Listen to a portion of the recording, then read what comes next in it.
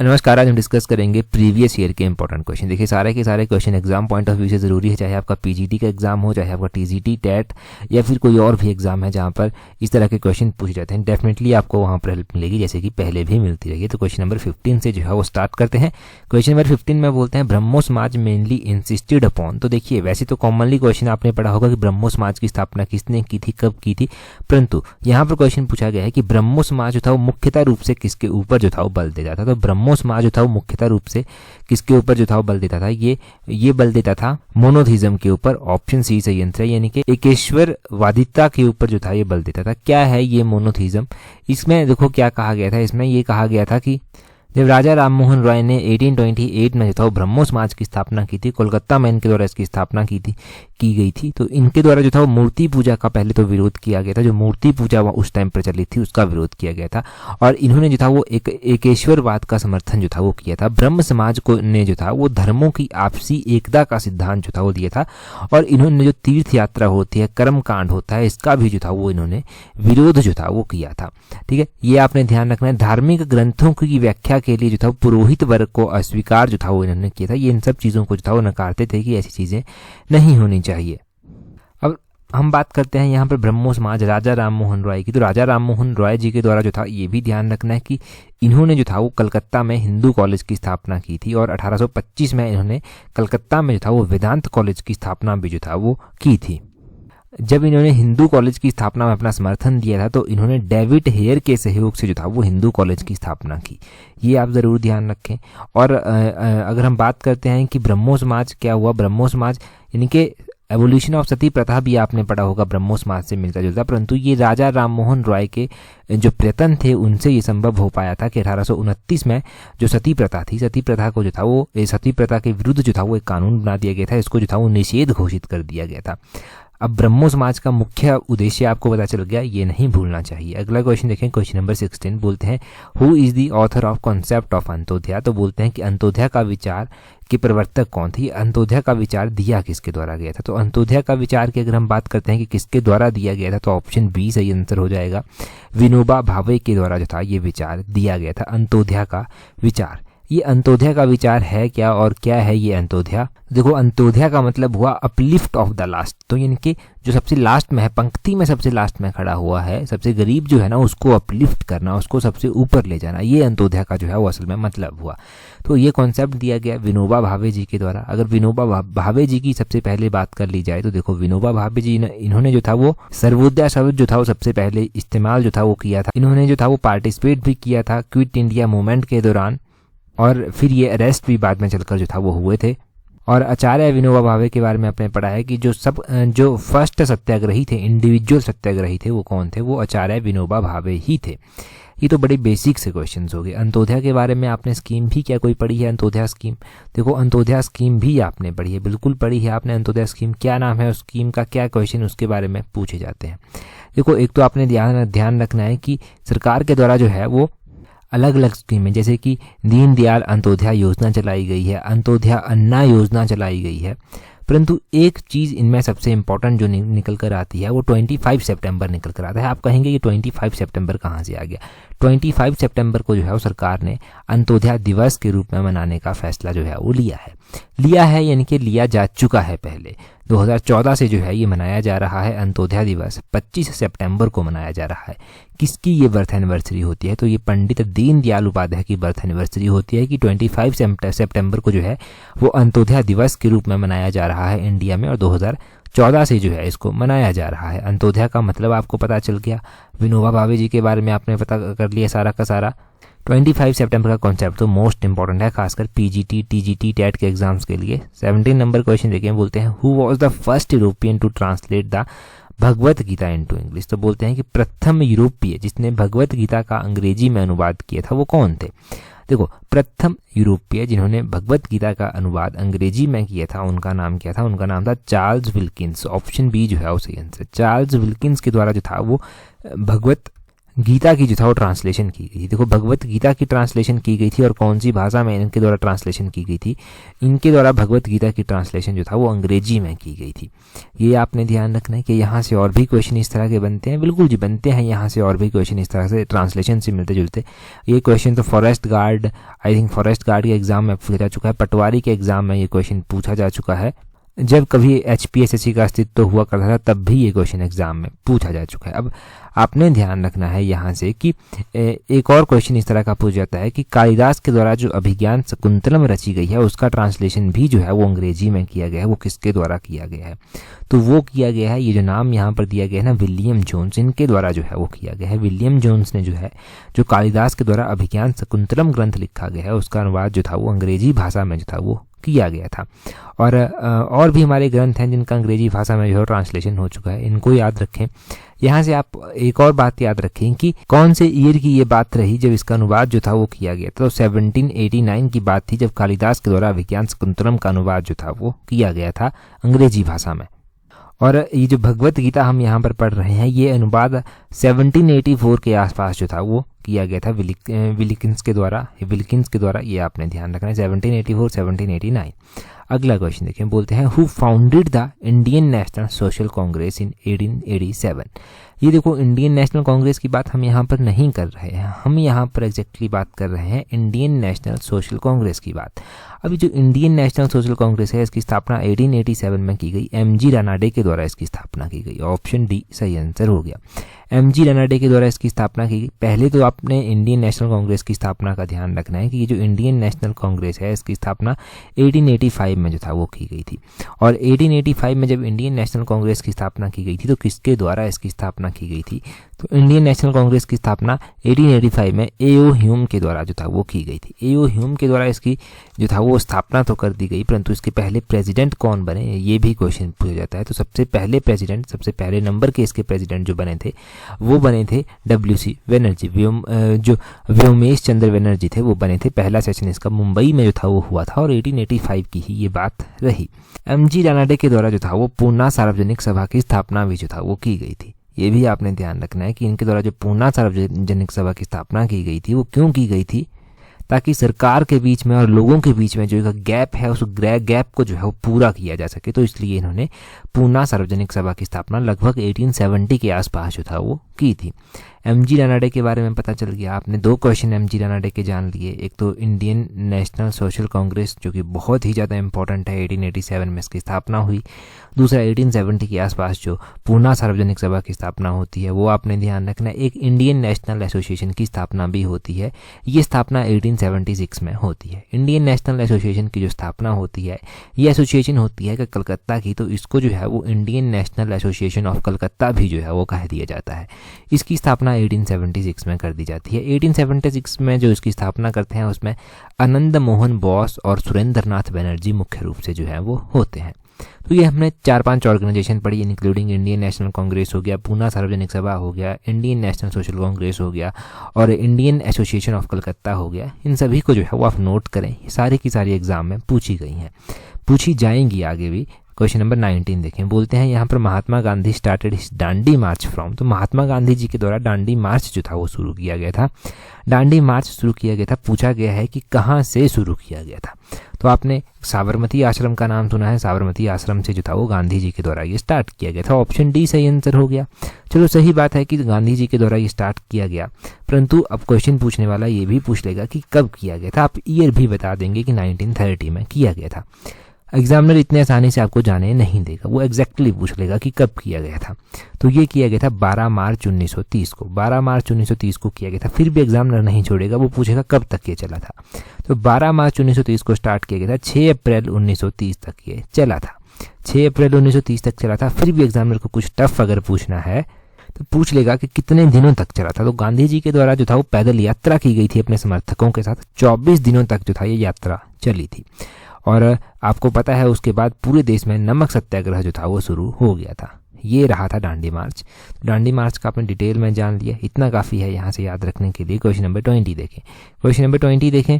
अच्छा, एक और बात यहाँ पर नोट कर लें कि साबरमती आश्रम से स्टार्ट किया गया था, पहुँचे कहाँ पर थे वो जाकर जब 6 अप्रैल 1930 को पहुँचे थे, तो दांडी जाकर वो पहुँचे थे, तब इसको दांडी मार्च का नाम दिया गया, क्योंकि दांडी जगह का नाम है उसकी, और उन्होंने जो था वो यात्रा स्टार्ट की थी। अगले क्वेश्चन में देखें, who was the viceroy of India at the time of quit India movement. तो बोलते हैं जब भारत छोड़ो आंदोलन चला था, कब, कौन सी ईयर की बात है, 1942 की। 1942 की ये बात है। बोलते हैं उस टाइम जो था वो भारत के वाइसराय जो था वो कौन हुआ करते थे। देखो 1942 की अगर आप बात करते हैं कि उस टाइम भारत के वाइसराय कौन थे, तो इस क्वेश्चन का सही आंसर क्या हो जाएगा? इस क्वेश्चन का सही आंसर हो जाएगा आपके पास लॉर्ड लिनलिथगो। ऑप्शन सी जो है वो सही आंसर है क्वेश्चन नंबर 20 का। लॉर्ड लिनलिथगो जो था वो उस टाइम भारत के वाइसराय हुआ करते थे। लॉर्ड लिनलिथगो भारत के वाइसराय तो रहे। क्वेश्चन में ये पूछ ले अगर आपसे कि कब से लेकर कब तक इनका कार्यकाल रहा, तो वो भी पता होना चाहिए कि लॉर्ड लिनलिथगो का कार्यकाल 1936 में शुरू हुआ था और ये 1944 तक जो था वो चला था। अब 1936 से लेकर 1942 तक जो भी इंपॉर्टेंट चीज़ें हुई, जैसे कि सेकेंड वर्ल्ड वॉर स्टार्ट हो जाता है, ये भी इनके कार्यकाल के दौरान होता है। क्रिप्स मिशन जो है वो भारत आता है, वो भी इनके कार्यकाल के दौरान आता है। अगस्त प्रस्ताव होता है 1940 का, वो भी इनके कार्यकाल के दौरान आता है। क्विट इंडिया मूवमेंट हो गई, वो भी इनके कार्यकाल के दौरान आती है। लॉर्ड लिनलिथगो के बाद जो था वो कौन बने थे, तो लॉर्ड वेवेल जो था वो बने थे। तो ये 1944 में बन गए थे और 1947 तक जो था ये रहे थे। ये भी आप नोट करें यहाँ पर 1944 तक ये 1944 में ये बने थे, 1947 तक ये रहे थे। उसके बाद लॉर्ड माउंटबेटन बन गए थे, वो भी उनको पता, उनका नाम भी पता होना चाहिए। 47-48 में वो रहे थे। और इसके बाद सी राजगोपालाचारी का नाम आपने ध्यान रखना है। भारत के ये अंतिम गवर्नर जनरल थे जो भारतीय थे, भारतीय गवर्नर जनरल थे ये भी ध्यान रखना है कि भारतीय गवर्नर जनरल थे सी राजगोपालाचारी। इनका नाम भी इंपॉर्टेंट है। माउंटबेटन के बाद ये बने थे। अगले क्वेश्चन में देखें, बोलते हैं constitution of India was adopted by the. तो बोलते हैं कि कॉन्स्टिट्यूशन ऑफ इंडिया एडॉप्ट तो किया गया, परंतु यहाँ पर पूछा गया है कि एडॉप्टेड बाय द किसके द्वारा जो था ये किया गया था, तो ये कॉन्स्टिट्यूट असेंबली के द्वारा जो था वो किया गया था। ऑप्शन सी सही आंसर है। अगर हम बात करते हैं कॉन्स्टिट्यूशन ऑफ इंडिया की, ये कब किया गया था अडॉप्ट, तो ये जो था वो 26 नवंबर 1949 को जो था वो अडॉप्ट किया गया था। और कब जो था ये अस्तित्व में आया था, कब ये प्रभाव में आया था, तो 26 जनवरी 1950 को जो था ये अस्तित्व में भी आ गया था। ये भी आपने ध्यान रखना है।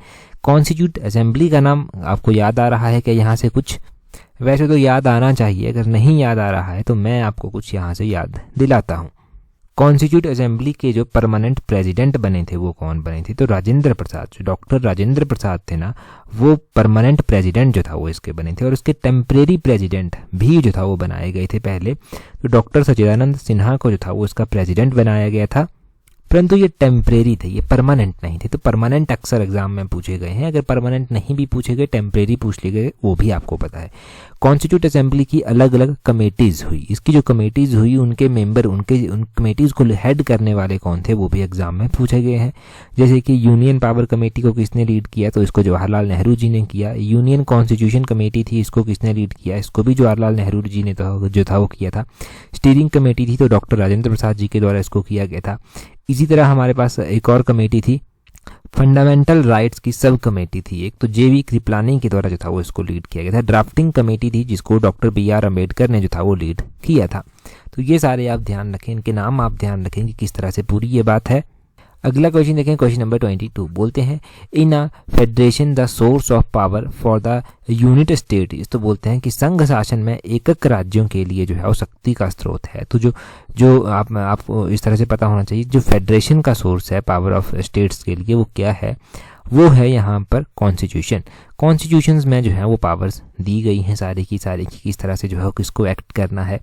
अगर हम बात करते हैं ना फेडरल स्टेट की, फेडरल स्टेट होता किस तरह का स्टेट है, तो फेडरल स्टेट किस तरह का स्टेट होता है जिसमें पावर्स जो है वो सेंटर और स्टेट के बीच में इक्वली डिवाइड की गई होती हैं। जैसे कि यूनाइटेड स्टेट हो गया, इसमें पावर्स जो है वो इक्वली स्टेट्स की गई हैं दोनों के बीच में। तो उस तरह का जो है वो फेडरल स्टेट का बेस्ट एग्जाम्पल जो है वो हो जाता है। इंडिया फेडरल स्टेट में नहीं आता है पूर्णतः रूप से, क्योंकि इसमें सेंटर के पास जो है वो ज़्यादा पावर्स होती हैं, स्टेट के पास जो है वो थोड़ी कम पावर्स जो है वो होती है। सेंटर जो है वो कई बार स्टेट को ओवरटेक भी कर लेता है कुछ एक मामलों को लेकर। तो इस तरह से आप इनको ध्यान रख सकते हैं। सारे के सारे क्वेश्चन बहुत अच्छे हैं एग्जाम पॉइंट ऑफ व्यूज के लिए। क्वेश्चन नंबर 23 में बोलते हैं in India in Indian constitution there is a provision for. तो इंडियन कॉन्स्टिट्यूशन में जो है वो प्रोविजन है, परंतु किसके लिए प्रोविजन है? क्या रिलीजियस राइट हमारे पास हैं, क्या एजुकेशनल राइट हमारे पास हैं, क्या पॉलिटिकल और सोशल राइट्स हमारे पास हैं, क्या इकोनॉमिक राइट्स यहाँ पर हैं? तो नो जब यहाँ पर आपसे पूछा गया ना in Indian constitution there is no provision for, तो हमारे पास कोई भी तरह का जो है वो इकोनॉमिक राइट नहीं है। ऑप्शन डी जो है वो सही आंसर हो जाएगा। चाहे हमारे फंडामेंटल राइट्स की आप बात कर लीजिए, फंडामेंटल राइट्स में जो है वो काफ़ी बातें कही गई हैं कि किस किस तरह से एजुकेशन जो है वो कंपलसरी होनी चाहिए, सोशल राइट, पॉलिटिकल राइट, इन बातों की बात की गई है। हमारे प्रियम्बल की ही आप बात कर लीजिए, प्रियम्बल में भी जो है वो क्या लिखा गया है, यहाँ पर भी कुछ किस तरह की बातें की गई हैं, परंतु इन जो हमारा जो इकोनॉमिक राइट हो गया ना इसकी बात वहाँ पर भी जो है वो नहीं की गई है।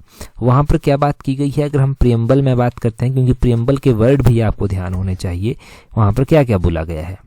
वहाँ पर बात की गई है जस्टिस की, लिबर्टी की, इक्वलिटी की, फ्रेटर्निटी की। अब जस्टिस जो है वहाँ पर बताया गया है सोशल जस्टिस होना चाहिए, पॉलिटिकल जस्टिस होना चाहिए और इकोनॉमिक जस्टिस वहाँ पर होना चाहिए।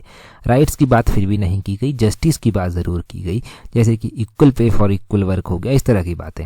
क्वेश्चन नंबर 24 देखें, अगर आप पीजीटी के एग्जाम की तैयारी कर रहे हैं तो पीजीटी पेपर 1 की टेस्ट सीरीज आप प्रैक्टिस कर सकते हैं। तो पीजीटी पेपर 1 आपको था, पेपर 2 में अगर नंबर क्लैश करके तो पेपर 1 के नंबर जोड़े जाएंगे। तो इस तरह से आप अपनी पेपर 1 को स्ट्रॉन्ग कर सकते हैं। टेस्ट सीरीज जो है वो टोटल 12 टेस्ट सीरीज है, लिंक नीचे डिस्क्रिप्शन बॉक्स में दिया गया है।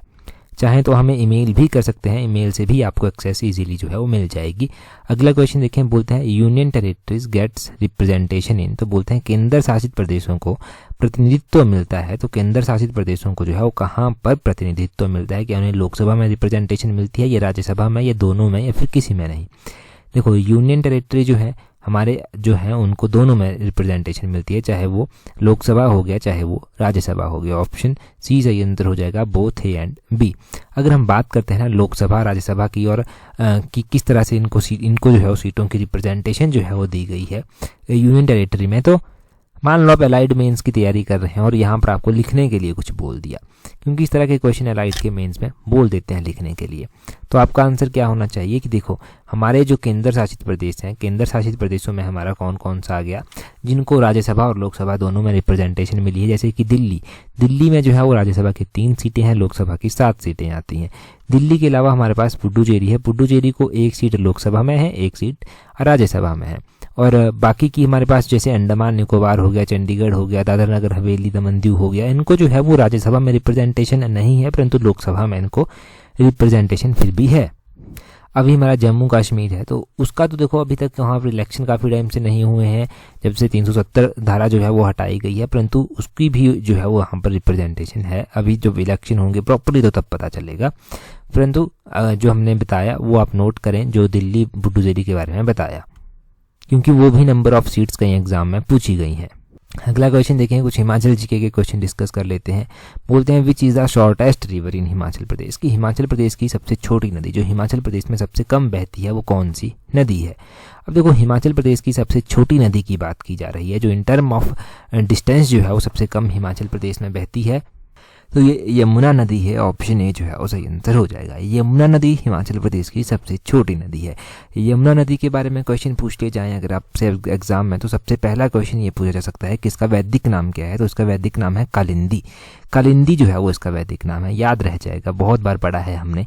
अब इसकी सहायक नदियाँ भी जो है वो पूछी जाती हैं। सहायक नदियाँ इसकी कौन कौन सी हैं? तो इसकी सहायक नदियों में जो है वो टॉन्स आ जाता है, पब्बर आ जाता है, गिरी आ जाता है, आंध्रा आ जाता है, जलाल आ जाता है, वो सारी इसकी जो है, मारकंडा भी एक इसकी सहायक नदी है, वो सारी जो है उसकी सहायक नदियाँ हैं। चलो सहायक नदियाँ भी आपने ध्यान रख लिया। अब हमने पीजीटी की टेस्ट सीरीज में क्या पढ़ा था? गिरी नदी कहाँ से निकलती है? गिरी नदी जो है वो कुप्पर पीक से निकल जाती है। जलाल नदी कहाँ से निकलती है? वो दराती रेंज से जो है वो निकल जाती है। तो इस तरह के क्वेश्चंस पढ़े तो हैं, परंतु प्रैक्टिस करना ज़रूरी है, क्योंकि भूल जाते हैं। तो वो टेस्ट सीरीज से हम पॉसिबल करने की कोशिश करते हैं उनको।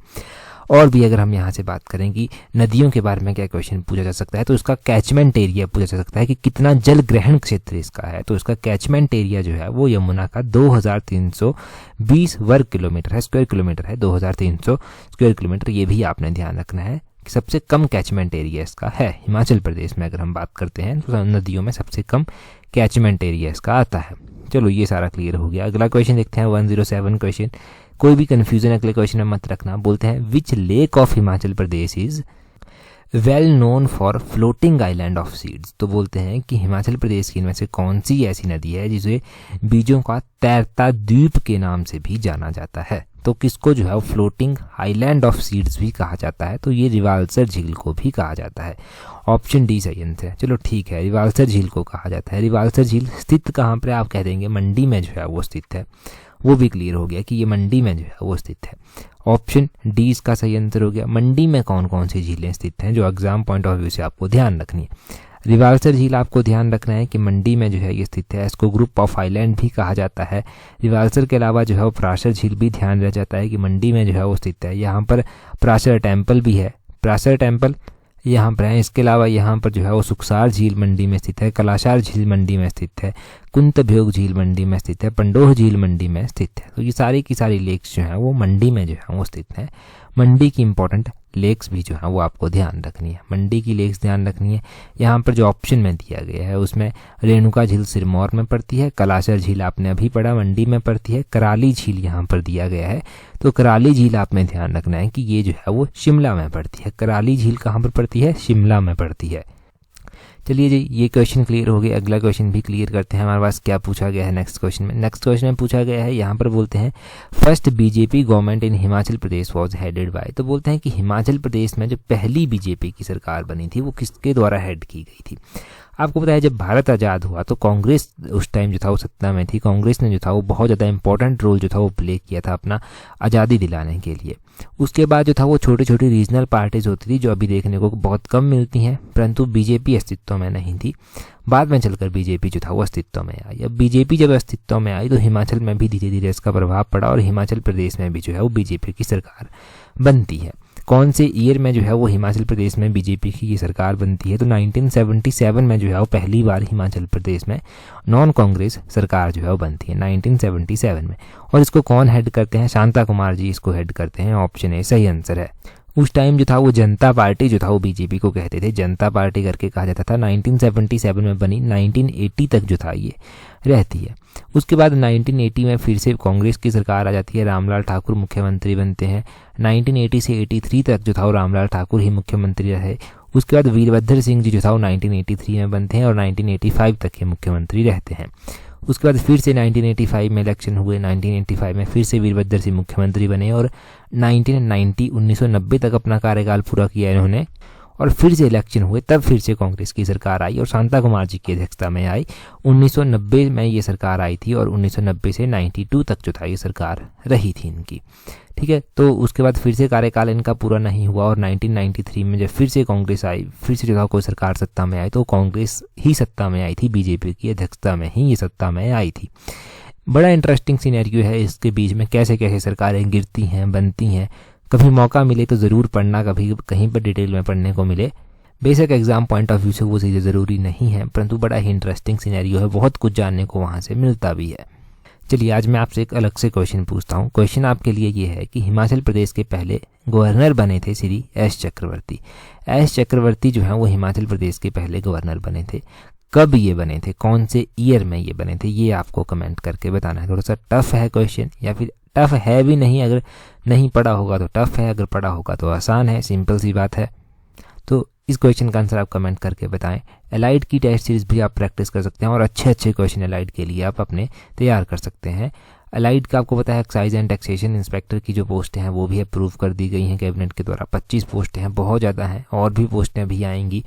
तो आपको पता है कि एलाइड का एग्ज़ाम काफ़ी अच्छा होता है दोनों के लिए, पीजीटी भी एलाइड भी। इनकी टेस्ट सीरीज हमने पहले ही चला दी है ताकि एग्ज़ाम जब नज़दीक आ जाए ना तो आप फुली प्रिपेयर हों, बस रिवीजन करने की देर हो और 1000 ऑफ टाइम आप रिवीजन कर पाएँ चीज़ों का।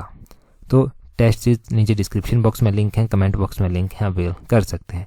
टेलीग्राम पर कैसे ज्वाइन करेंगे, टेलीग्राम पर हमें ज्वाइन करने के लिए अपने टेलीग्राम से @allexam31 करके जो है वो सर्च करना, आपको हमारा टेलीग्राम चैनल जो है वो मिल जाएगा। टेलीग्राम पर ज्वाइन कर लें, डेफिनेटली आपको आने वाले एग्जाम्स में हेल्प मिलेगी, जैसे कि पहले भी जो है वो मिलती रही है। आज की इस वीडियो में इतना ही है। That's all for today. Thank you very much for watching and listening it very patiently.